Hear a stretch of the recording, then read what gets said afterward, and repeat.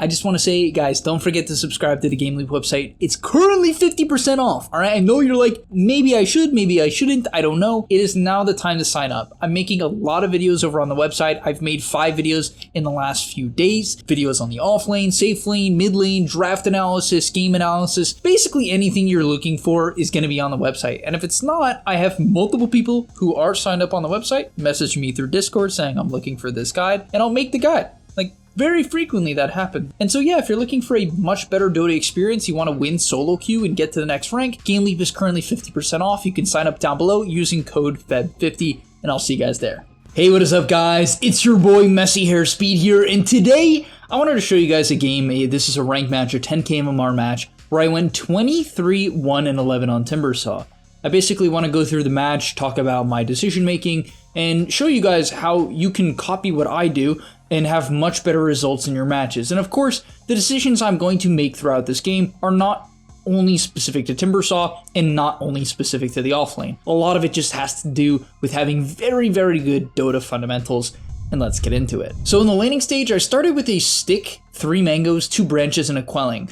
I felt that it was okay not to start with a ring of protection and no tangos, because I don't really feel that Morphling Treant, which is the lane I will be against, is a lane that I will get pressured in. And this is a big thing when it comes to determining your starting items. You need to know if you need to buy defensive items, right? Do I need an early salve? Do I need a lot of regen? Should I be buying 2 sets of tangos? Should I be buying a stick? I felt that this lane, Morphling would spam his W, and Treant would spam W and living armor, right? Leech Seed and living armor. So I felt that I would get enough stick charges to get value out of the stick. I'm also just a big fan of stick on TIMBERSAW in any lane in which I feel I can play the lane for a long period of time. Because some TIMBERSAW games, I cut the creep wave very early on, 3-4 minutes in, and then I'm not going to get that much value out of the stick if I'm going to be doing that.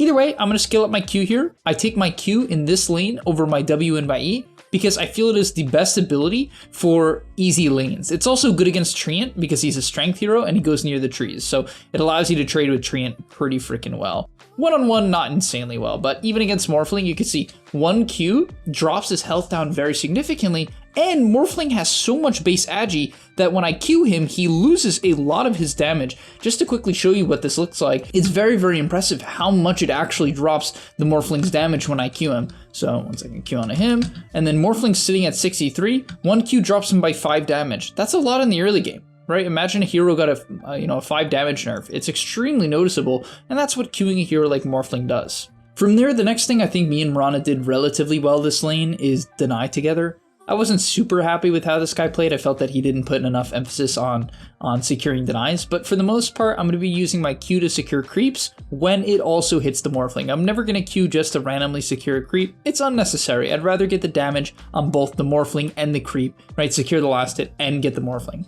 From there, my items are very tailored to the lane as well. I did pick up a set of tangos, which makes sense. You kind of need tangos in like 99% of lanes.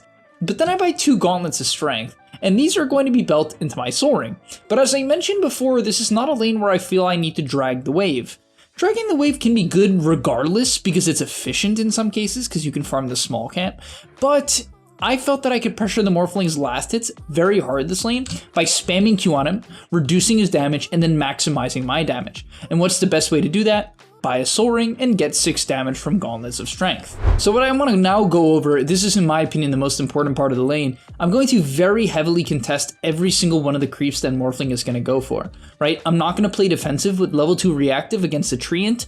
I take no damage. No one can threaten me. And understanding this, I'm going to play every creep. If it's a hard lane, I'm playing practically no denies. Right? And that's a big thing you need to keep in your mind when you're playing Dota. Is my lane good or bad? If it's good, you should be actively contesting every creep. There's exceptions to that, but you get the point. That should be your overall mindset. Now, from minute 6 on, I decided to drag the wave. The Morphling was a little bit too tanky at this point for me to pressure him out. So instead, I'm going to deward the small camp, because that's actually the main camp I want to farm. And then past minute 5:30, you can drag the wave from in between anywhere. Before minute 5:30, you cannot drag the wave from anywhere besides in between like this tree line. like behind the tier 1 tower. You can't. However, past 530, you can drag from wherever. And so because of that, I'm going to take this camp. I'm going to drag the camp together. I'm going to make sure I can hit everything with my nukes, and that's going to allow me to farm a nice little medium camp. It might not seem like a big deal, but it really is, because when I hit level 6, I pose a lot of kill threat on anyone who tries to rotate on me. And that's exactly what I'm going to look to do until I have my only death in the game, which is going to happen shortly. So you'll see my only death in a second, but I get my ulti, I buy my mana boots, I buy my soul ring. After Soul Ring, I wanted to get raindrops. I think I end up not buying them this game, which I'll get into in a bit. I decided to pressure the Morphling here. I felt that, honestly, I felt that I could make sure he couldn't get the wave. I was kind of wrong about that. He ended up getting, I would say, most of the last hits here, which I wasn't too happy about. I was like, all right, that was just a waste of mana, kind of. I mean, it does force him to low HP, but Morphling's a stupid hero, so frankly, pressuring him is kind of a waste of time, because you'll see he sticks and then shifts up, and it's like, it really was just a waste of mana. So it's important to know against Morphling, just ignore the guy. Make him tank the creep wave by cutting the wave, and then just out farm him. And I should have been doing that from the beginning. Now here, this was a risky play by me. I didn't see anyone, and so I rotated in here. I missed my chain, because, you know, I'm one of the greats of Dota, so of course I missed Timber Chain, and I ended up going down, but it wasn't too bad. From there, when I'm playing Timbersaw, I have a pretty narrow-minded view of the game. I hate rotating. I will rotate if I see multiple kills, or if I can save a very important teammate like my mid laner, I will consider rotating. But in most games, I despise rotating. I would much rather be even net worth with their carry, or slightly above him. In most matches, I'm above, because I'm farming more camps than them. This match, I ended up dying to the Morphling. It is what it is. But yeah, in this game, I want to stay bottom as long as I can, because of two reasons. I'm going to take camps away from Morphling, and I'm going to get really farm myself. And this is how I see the game. If I'm going to rotate for a kill, it's got to be a guarantee, because in that case, if I rotate out, this Morphling gets to take every single camp, he gets to farm every wave for free. Instead, I push him off of the wave, and now we end up forcing kind of a DP rotation as well, right? So my presence in the bottom lane kicks the Morphling out, brings the DP bottom. It's wonderful, right? Actually, the Morphling came back, but he's not farming that much. He's not even farming the creep wave. They end up taking a really bad fight here, and oh no, it wasn't right now, it was in a moment. But yeah, I just keep that in mind, guys. When you're playing these greedy offlaners, try not to rotate. Even here, I considered going mid, and I'm like, why am I going mid? My sniper can't push up far bottom. I'm the most survivable hero on my team. I should take the side lane farm, because it's honestly dangerous at this point of the game. You'll see in a moment, if my sniper was here, this guy's dead. I end up getting gone on, but I pop my hood, I'm completely fine. They make the play, but you know, the hood actually did keep me alive there. I dropped relatively low, but this guy ends up showing, just destroy him. Absolutely annihilate him, and we end up getting a really good fight because I'm very survivable and I think I was farming in the right place. From there, I actually TP top. I just felt that once again I could kind of take farm away from the Morphling, and I want to continue playing a side lane if I'm allowed to, mainly for farming purposes, right? I just want to get absolutely huge. So as I said before, I'm going to push the Morphling away from the convenient farm. I'm going to push in the creep wave, take all the nearby camps, and just get big. And that's really, once again, my mentality. All right, if you guys are enjoying this Timber video, I also just want to say I'm posting a lot, and I mean a lot of advanced offlane analysis over on the website. So it's currently 50% off. If you use code FEB50 when checking out, you can get a big discount. And so yeah, go sign up down below, and I'll see you guys there. Now, of course, when I hit my major item timings, I'm very much open to fighting. At this point in the game, I'm level 13, which is like a huge point in the game for Timber. Obviously, level 15 is a big deal with the spell amp, but at this point, I have 2 maxed out nukes, level 2 ulti, and I, in particular here, have Kaya Sanj, so I really want to fight. I even told my team, hey, go in here. We hit a nice arrow onto the treant, so we're going to burst him down, insta-kill that guy, just completely annihilate him because he's a strength hero. Onto the Snapfire next, take her out. Maybe I actually should have went on DP there. The Snapfire was dead, so that was actually bad decision making. And here I told my team not to chase. I think this was a really game-winning call. Their Morphling still could shift over. Death Prophet's still at ulti, which I knew. Zeus was alive and full, which I also knew. And their Treant Protector bought back. While in our case, we had actually just ended our Pango roll and had no more Moonlight Shadow. On top of that, we were likely running into the enemy team's vision because we were crossing the river. So I'm not going to make that play. I tell my team back off in a pretty confident voice, and they all listen. We get on the same page, and we can just farm out the map until we find a better play. Here, I was gonna continue to farm out top. You can see all the camps are respawn. So I was like, all right, I'll just keep farming out top. But I see the Morphling alone bottom, and I'm like, all right, this is an opportunity to kick this guy out. I guess Yamson in this case, the Morphling, did not expect me to be in the area. because I end up bumping into him and he waveforms into my team. So we end up getting a huge pick off because now I can farm the nearby area. We end up seeing the mid and I told my team, just dive. We had the roll back up. I'm feeling like giga powerful at this point, and you'll see what I mean by I'm giga powerful. Look at this Q on the treant. Look at this guy's HP. Because how your Q works, for everyone who doesn't understand Timber, the more trees that you chop down with your Q when it does the damage, the more damage you do. So because I'm around like 4 or 5 trees here, the Q does, look at his health. And he's a strength hero, so he loses HP. Because it reduces the primary stat when you hit them with Whirling Death. It reduces only their primary stat.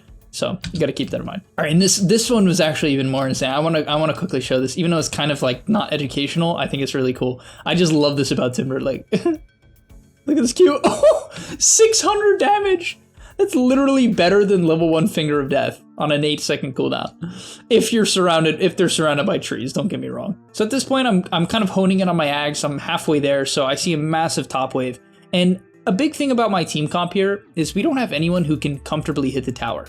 We don't have a Death Prophet, we don't have a Lycan, a Beastmaster, we don't even have a hard carry that can siege well. Right now. Sniper will be able to eventually when he gets a couple more items, so he does significant structure damage, but at this point of the game, if a sniper walks up to a tower and it's tree and armored, it's gonna take him like a minute and a half to kill it, and he's gonna get set up on, and it's gonna look trash. So, especially pre-Aegis. So I tell my team to back it out, I TP top, and yeah, I'm gonna farm up my Ags. It's very easy to farm on Timber, just kind of spamming out my nukes until a fight breaks out here. At this point of the game, honestly, I was just looking for any opportunity to fight. I was backing away here because my Pango wasn't with us, but then once I see that my sniper solo kills their treant, I'm like, all right, realistically, this fight is unlosable. I've now also gotten my Spell Amp talent, so I do half of Zeus's health in one set of spells, and I think we end up, yeah, chasing down DP as well. And it's just, at this point, the game is like, it's not completely won because we still got to go high ground, and that tends to be when people throw. But you can see now I just cut across the map, and this is something I think I did great this game. I had the confidence to just kind of let my team do their thing, let my team make their plays, and then farm the opposite side of the map. Now, keep in mind, if my team was going to constantly team fight and was playing in areas where they're going to get fought, I would likely just sit with them and fight the enemy, as long as I think I'm strong enough to do so. Keep in mind. Right, and because in pubs, you gotta protect your team a lot of the time. You can't just split push if you have no way to connect. If your team loses 4 heroes to none because you're not there, it's not fully your fault in some cases, but you gotta keep in mind it's too important. In this upcoming fight here, I ended up not taking it. My Mirana died, and I told my team no reason to take the fight. They have all their spells up. We used our roll and missed, and our Mirana is dead. Like, no reason to take the fight. Right? We're not in a rush, it doesn't matter. So instead, we wait for everyone to come back up. The roll is starting to respawn. I walk up the high ground here just because I felt, frankly, unkillable. I have a Dazzle behind me as well, so I really feel that if they go on me, I'm probably not gonna die, and they're all gonna die trying to kill me. So we get the Aegis. I actually requested to take the Aegis. As I'm looking around here, I'm considering pushing in midway. If we want to hit the mid tier 2, it is tree and armored, so it takes a while. I end up, oh, this was kind of a grief. I didn't think they could see my TP, but they could. So the TP ends up being a mega grief. And what I do here is very important. Because I know I'm showing bottom, I know the enemy team, if they're good, which this is very high MMR, so they're going to react, is going to try to fight my team mid because I TP bottom. And of course, that's exactly what happens. Unfortunately, my team does get jumped. We hit a nice grave here to buy time for the sniper, but they end up going down. However, I'm able to come from the back now. I love hitting it from the back, and we take out the Snapfire. He goes down, and I'm now going to chain onto the tree, onto the DP, and this is where the Ag's timing comes into play, because you have to keep in mind, right now, I have 6% Spell Amp from Vambrace, I have 16% from Kayasan, and then another 8% from my talent. My spells do 30% bonus damage. Insane damage. Insane. 2 Chakrams, half of DP's health. She has 1800 HP. Boom, gone. Half her health. Just removed. And then, of course, I still have 2 more nukes. But yeah, this very, very tanky DP eventually just gets chopped down, and we end up getting a pretty decent fight. It wasn't great because Sniper died, but it was an overall okay fight. And yeah, from there, I'm kind of just like wiping out the map, whatever. We find a tree and kill. I knew Morphling wanted to farm bottom jungle here, so I decided to run into bottom jungle to take away his farm. I could have done it faster, I guess, but you can see I bump into him here. I'm like, all right, I have an Aegis. I'm much stronger than you. I'm not just going to sit mid and hit the tower. I'm going to zone out the enemy carry. And this is, you know, it's a very advanced play because you have to know where the enemy carry is. You have to know you're strong enough. You have to be paying attention to your items or however strong you are. And be willing to run into an area with no vision, also partially because I know they're dead as I get another pick off mid. And now my blink dagger's up, and this is the pick off timing because now I can catch people off guard. So I went Hood of Defiance into Kaya-Sange, into Ags, now into blink dagger. And you'll see why this blink dagger is good. It just allows you to really get in position for your spells. I think I wanted to go on this guy, just mess with him a bit. Okay, maybe more than mess with him a bit. Yeah, as we find the tree, and look, people, because the Chakram's also slow when people get low HP, so I just chop this guy down as well, and we find the snap too. And that's the blink, right? The DP thinks she's not near any tree that I can at least chain to, and she wasn't, but I can just blink on her and throw my 2 Chakrams, and if I need to, I can then chain out and we get a triple kill. Like, so casual. It was so casual because it's mostly off the blink, because the DP, in her estimation, couldn't die to Timber there, and she's right. If I don't have blink. But 2k gold gets us kind of a triple kill because Treant tried to save the DP and the snap tried to save the Treant, and you know how that works. From there, we pick up Eternal Shroud. I don't mind the spell Lifesteal, and I really like the mana that it gives from popping the active. The spell Lifesteal is honestly good with the Kaya-Sange. It gets amped, and of course you do a ton of damage at this point. Also, anytime I'm buying Kaya-Sange or considering buying Eternal Shroud, I will check the enemy team. If they have a way to reduce my spell Lifesteal, I will not buy it. I just don't think it's worth it in that case. Like if they have a Drow Shard or an AA or something, I'm just not going to buy it. I'll look into a BKB or something else, right? All right, and for one of the final clips of the game, we're 24k net worth ahead, heading onto the high ground. Zeus decides to walk up for whatever reason. I have no idea why he decides to walk up, but whatever, we chop him down, drop our Chakrams. We're going to kite out here, and my Dazzle does get caught. I bought a Lotus to get rid of DP Silence and Overgrowth this game. So I get Overgrowth and I purge it. Unfortunately, I get silenced right after, which kind of sucked. So I had to kite out a little bit. From there, the Morphling was not BKB'd, and I wanted to go on him to force him to shift into Strength so he would do less damage. I felt that it was more worthwhile pressuring out the Morph than going on the DP. I also didn't know Morph had BKB at the time. I hadn't checked his items. He just got it.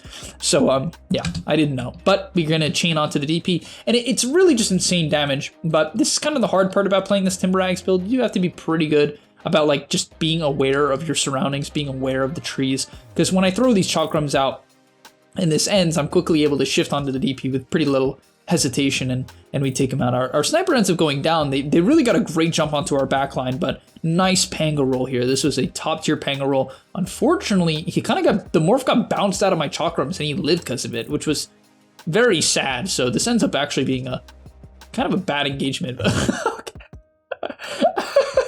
I love Timber. I love Timber so much, man. When I get ahead on Timber, I don't think there's another hero I'd rather be playing. Timber, when he's ahead, is so dominant, it's insane. Because you're tanky, and you do a disgusting amount of damage, and you can farm. You can do anything. You just can't siege, unless you buy your shard. But yeah, like, this guy walks up, and like, whatever, I can't burst this guy. The Snapfire, however, is a strength hero. And they both walk to the trees. Now, I should have thrown my Chakrams a bit faster so I could hit both of them, but just evaporated the Snapfire. Removed him. One set of spells, insta-killed. And that's kind of the power of the Timber. From here, I think we could make a good read.